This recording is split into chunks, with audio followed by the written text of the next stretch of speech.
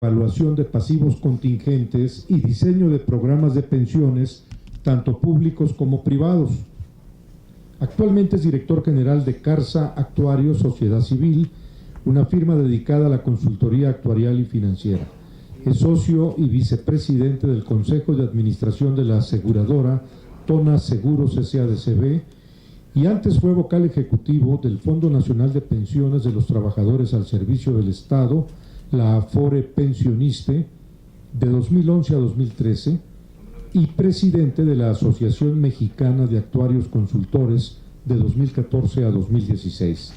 Es actuario certificado en pasivos laborales contingentes por el Colegio Nacional de Actuarios y actuario autorizado para dictaminar planes de pensiones ante la CONSAR, vicepresidente del Comité Nacional de Seguridad Social del Instituto Mexicano de Ejecutivos de Finanzas y académico de número en la Academia Mexicana de Derecho de la Seguridad Social. Es coautor del libro Temas Relevantes y Aplicaciones Prácticas en Materia de Retiro y Jubilación en México, editado por el IMEF. Tiene la palabra el actuario Alejandro Turner. Muchas gracias, Humberto. Buenos días a todos.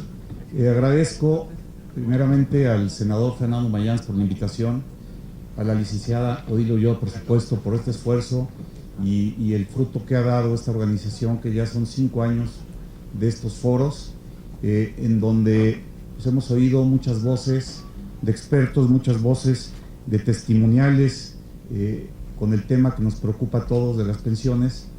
Yo creo que este tipo de foros ayuda mucho, pero si no hay la voluntad política, si no se toman las decisiones correctas, vamos a seguir hablando y hablando y hablando. Lecciones aprendidas para México en los últimos 20 años. Hace 20 años justamente escribí yo un artículo en una revista del ITAM en donde con cálculos actuariales pues calculaba y proyectaba y determinaba que la tasa de reemplazo de la que tanto se habla ahora iba a ser alrededor del 30%, 28%, dependiendo los parámetros que se tomaran. Y pues ya en 20 años aprendimos que la tasa de reemplazo va a ser el 30% y que va a ser insuficiente para pensiones no dignas, sino para pensiones suficientes. Estamos ahora a 20 años de la creación de este nuevo sistema y quiero dejar dos ideas por el tiempo que tenemos, dos ideas que me gustaría que quedaran claras y que quedaran pues como una forma de concentrarnos en dos ideas básicas, atender esas dos ideas básicas, ¿sí? Para no perdernos en el mar de propuestas, diagnósticos, que como bien dijo Jorge, está sobrediagnosticado, esto se está diagnosticando desde hace 20 años y las acciones concretas no llegan. Quiero detenerme en dos puntos específicos. Primero, hablamos del 30%, por decir un promedio de tasa de reemplazo. ¿Qué pasaría si yo les digo que ese 30% es incorrecto? Que ese 30% es un promedio.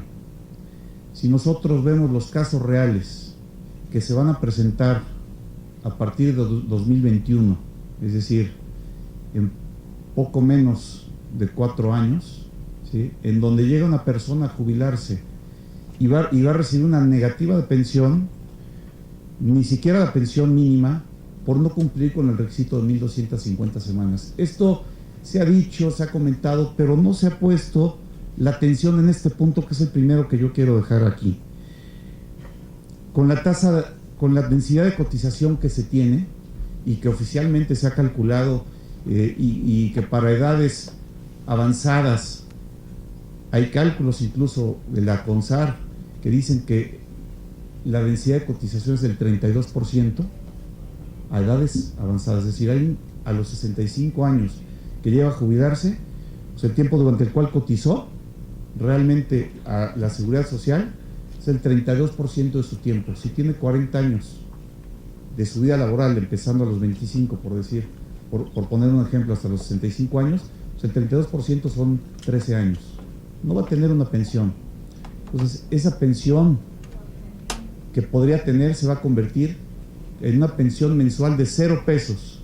Pues 0 pesos hay que promediarla también. El 30% es un promedio general, no quiere decir que todos se vayan a ir a su casa con un 30% en su bolsa. Ojalá ese fuera el caso.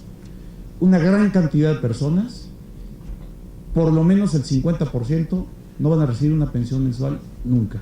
Se van a ir a su casa con un pago único, equivalente al monto ahorrado, que va a ser menor seguramente que un monto constitutivo para una pensión mínima, y no va a haber pensión de por vida. Un sistema público de pensiones nace y se crea para resolver el problema de la pobreza en la vejez. Entonces, no se va a cumplir con ese objetivo básico, inicial y fundamental para la seguridad social. En ese sentido, comparto lo que comentaba un panelista, sería un fracaso. Pero podemos evitarlo, estamos a tiempo de evitarlo, yo creo que hay formas de evitarlo. Y esa es la segunda idea que quiero dejar en este panel. ¿Cómo podemos evitarlo? Se han dado soluciones, reformas estructurales, regresar al sistema anterior. Hay muchas ideas rebotando, la propia propuesta que ha hecho la OCDE. Yo miré a puntos concretos, aterrizables, que se pueden resolver de una manera relativamente rápida, con voluntad política. Desde luego, cualquier cambio requiere voluntad política, pero son 3 elementos básicos para lograrlo.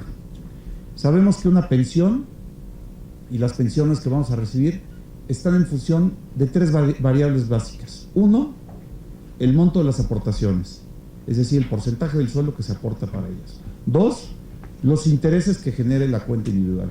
Y 3, las comisiones que se cobren.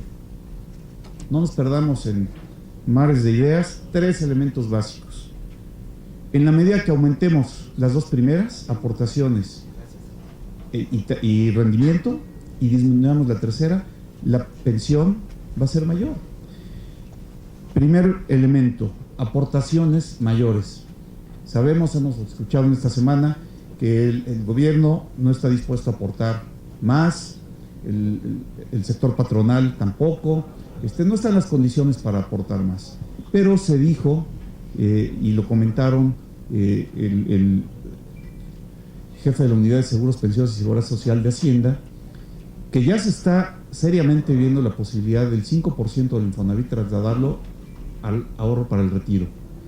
Si eso se logra, tendremos un incremento automático en la tasa de reemplazo del 76%, es decir, si es un 30%, la tasa de reemplazo subiría 22% más. Oye, pero ¿qué va a pasar con la vivienda? Bueno, aquí hay varias consideraciones. La vivienda es un ahorro para el retiro, ¿sí? Que esté en ladrillos es otra cosa. Que haya soluciones financieras para poder convertir esos ladrillos en pensión, también existe. Lo mencionó Jorge y hay que tomarlo muy en serio. La hipoteca inversa. No es obligatorio, que se dé la posibilidad de que la gente que así lo requiera convierta su casa en líquido, en dinero líquido, ¿sí? Sin tener que abandonar su casa, manteniendo la posesión o el usufructo de su vivienda. Si se da esa posibilidad, podemos convertir la vivienda de Infonavit y la vivienda particular de cada quien en ahorro para el retiro y en pensión.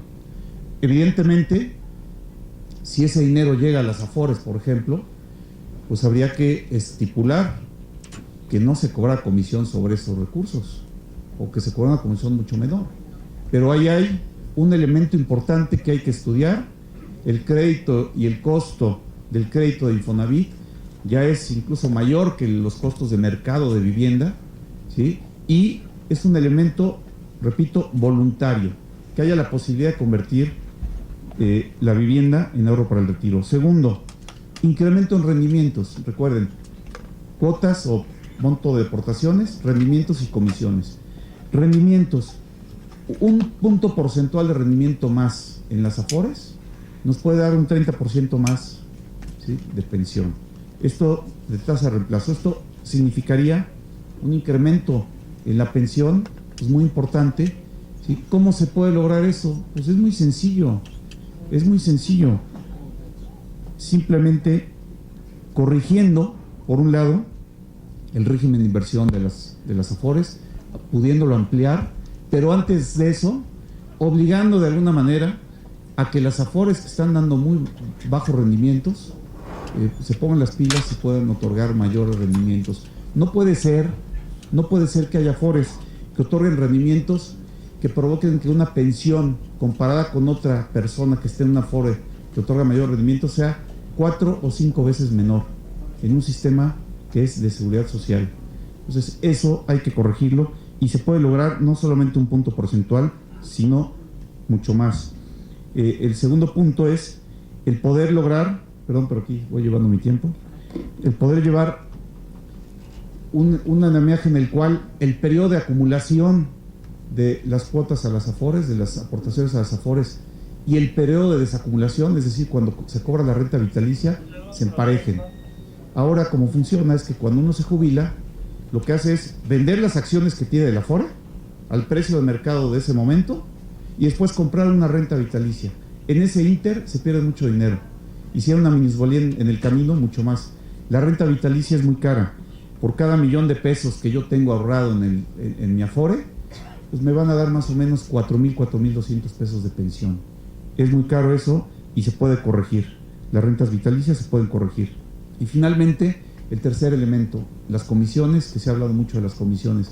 Hay espacio, yo he insistido esto, incluso cuando fui vocal ejecutivo pensionista, lo mencionaba y lo sostengo, hay espacio suficiente para poder bajar las comisiones. Cuando vemos que las comisiones bajan cada año, lo hacen en términos porcentuales, es decir, se baja del 1.20 al 1%, sí, pero de un saldo 20% mayor. Pues en pesos y centavos corrientes no están bajando las comisiones y se puede hacer un esfuerzo para bajar. La libre competencia en el mercado de las Afores que provocaría que bajaran estas comisiones y subieran los rendimientos es un hecho, lo ha reconocido las autoridades, no está funcionando, hay que ser más enfático en ese tema y se puede lograr. Con estos 3 elementos que pongo en la mesa, se pudiera tener una tasa de reemplazo en vez del 30% promedio, repito que es un promedio, en vez del 30%, de un 70%. Ahí están los números, se pueden revisar los números, es un esfuerzo no muy difícil de hacer, sin entrar en problemas de cambios legislativos de gran calado, no, con voluntad política, estos 3 puntos se pueden llevar a cabo. Y un punto adicional para el primer tema que mencioné, de las pensiones que no van a existir por no cumplirse con los requisitos de antigüedad, es el poder concretar algo que está detenido en las cámaras, que es la ley de pensión universal, bien estructurada y bien pensada como un piso básico, ¿sí?, para la gente que no va a tener una pensión. Con estos 2 elementos cierro y yo creo que pueden llevarse a cabo, son factibles, son posibles y hay que actuar.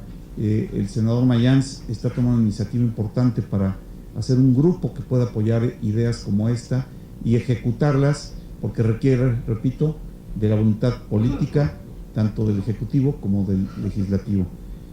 Pues con esto cierro. Muchísimas gracias. Muchas gracias, señor actuario Alejandro Turner. Interesantes las